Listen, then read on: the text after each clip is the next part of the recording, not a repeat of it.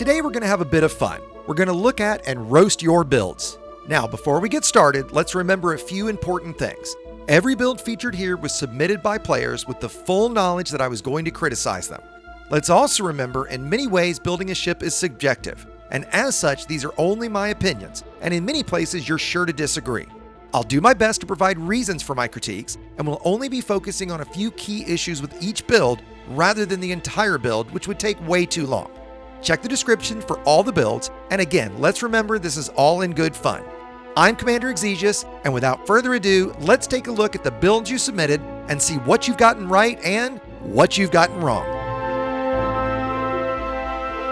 Let's start off with one of my personal least favorite ships, a pretty standard combat Corvette brought to us by Commander Canadian Ale. Rather than go through the entire build, we'll focus on what I think is extremely cringy, the use of all Guardian shield reinforcements. While this can seem like a good idea on paper, they really aren't, as you can gain much stronger shields overall by using shield cell banks instead.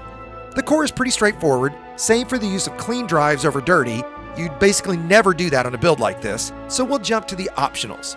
The Class 7 Biweave is a great choice, but instead of all those Guardian shield boosters, which absolutely destroy your regeneration time, the entire reason to use Biweaves, a much better choice would be 3 cell banks, all with specialized, assuming PvE, as this will generate a lot less heat.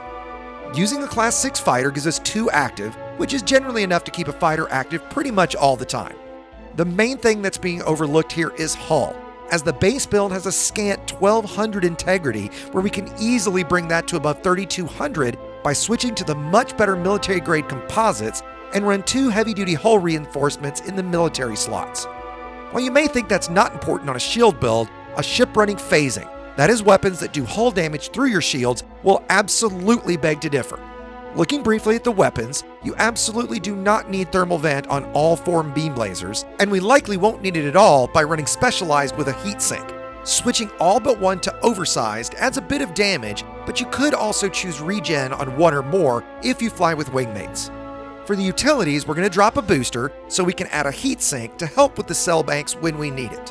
When we look at the final numbers, while our DPS has dropped slightly, we've almost doubled our distributor time while adding the emissive and corrosive effects. Defenses is where we see our biggest gains, taking our overall shield strength from a fairly strong 5500 to a massive more than double 12,000, while cutting our recovery and regeneration times in nearly half. We've also almost tripled our armor from 1200 to 3300, while increasing our boost from 348 to 374 and jump range from 19 to 27. I think you'll agree those are some pretty massive improvements from where we started.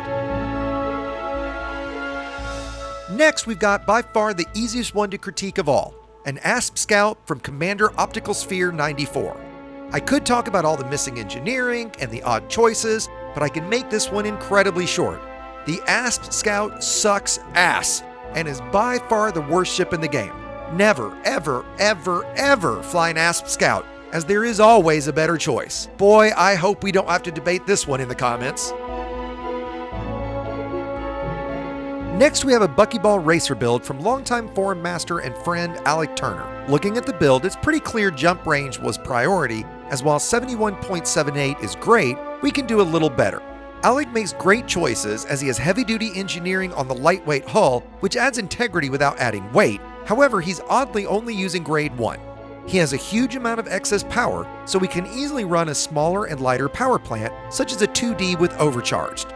He's running full-class dirty drive thrusters, and given this is a Buckyballer build, I'm guessing he wants that for the extra speed, so I'll grant him that. The 4A distro is also a bit questionable, as is charge enhanced, as a 4D or even better, 1D with engine focused still affords you the ability to boost, saving a huge 9.5 tons, but you could opt for the 4D if you wanted to be able to boost more rapidly.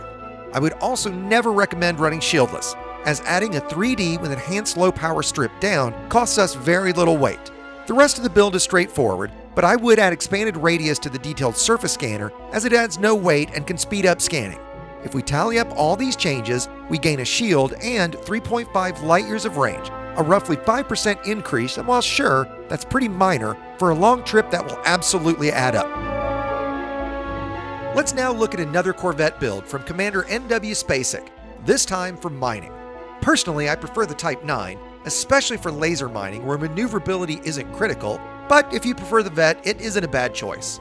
The main issue with this build are the collectors, or rather lack thereof, which is the most important part of a laser mining build. As built, we only have 6 active, where we can easily run 13, which will have a significant impact on credits per hour. We do this by running a 5A shield instead of 7A, and instead of enhanced low power, which you would pretty much only use on an exploration build, we'll run reinforced. The 4 mining lasers are fine. You might bring a seismic charge launcher and abrasion blaster in case you run across a core, but if not, I don't see why the hell you would use one of the best combat ships for mining and not bring weapons? A couple huge gimbaled overcharged multi-cannons paired with an efficient regen beam would let you deal with any attackers where you'd otherwise have to run away, making use of the Vet pretty pointless. So while not a bad build, with just a few tweaks, specifically around the collectors, you can maximize your time spent and add the ability to deal with an attacker when it happens.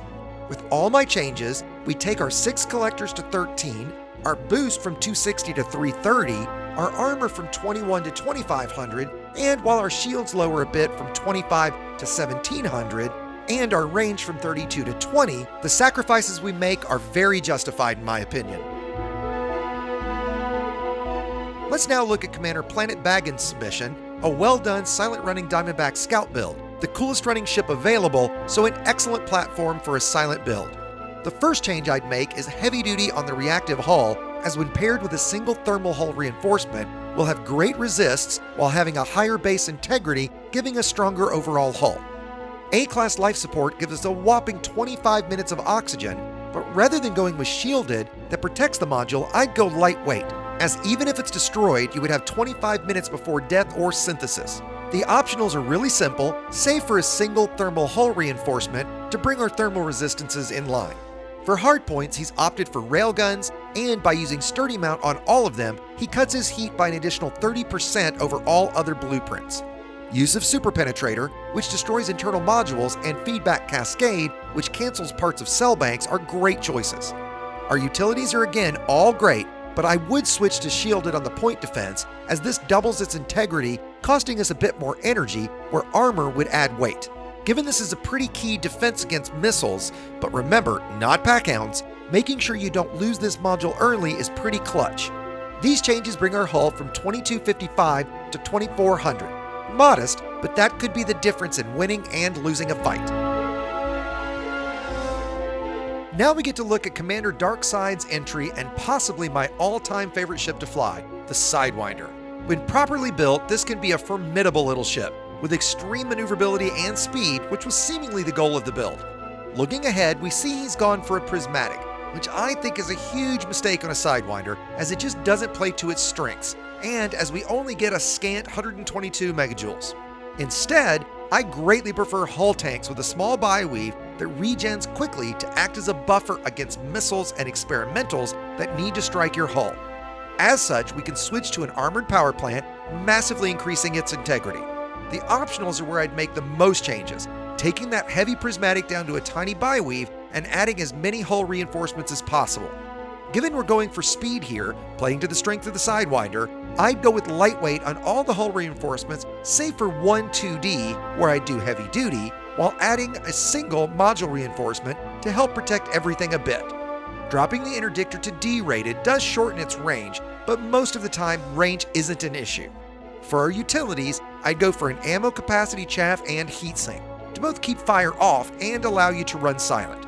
Finally, the weapons are very, odd choices, as while Reverb Cascade torpedoes can be great fun, as they drop the shields on something like a cutter instantly, having only 2 just isn't going to cut it, as you'll need at least 4 for most large class ships, and you'll almost certainly not land a torpedo on anything smaller. I use my favorite small class weapon, the Enforcer Cannon, which is a power play fixed multi-cannon.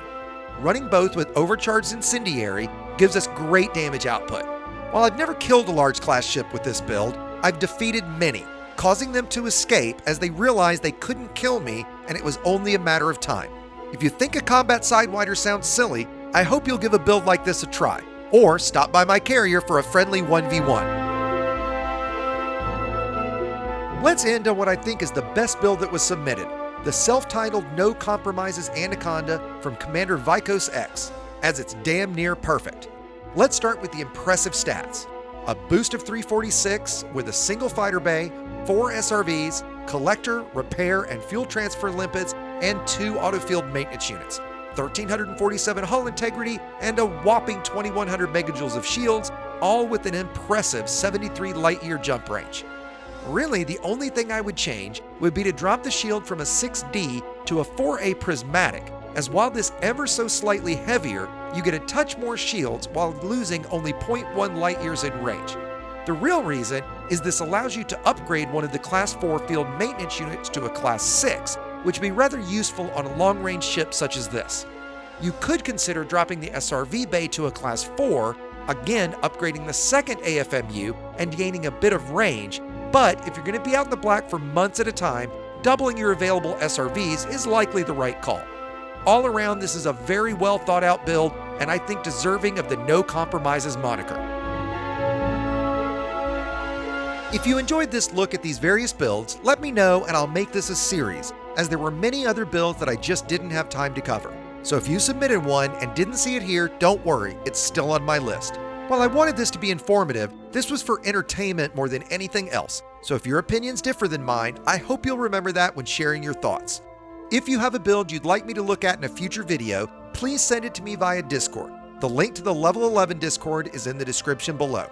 This was a lot of fun, so I hope you enjoyed it as well, and that you'll share some builds for me to look at in the future. Once again, this has been Commander Exigeous of EDTutorials.com, reminding you to build dangerously, and thanks for watching. If you're new to shipbuilding, I hope you'll check out my guide, Outfitting Made Easier, and that if you enjoyed yourself, you'll consider subscribing and supporting me here or on Patreon.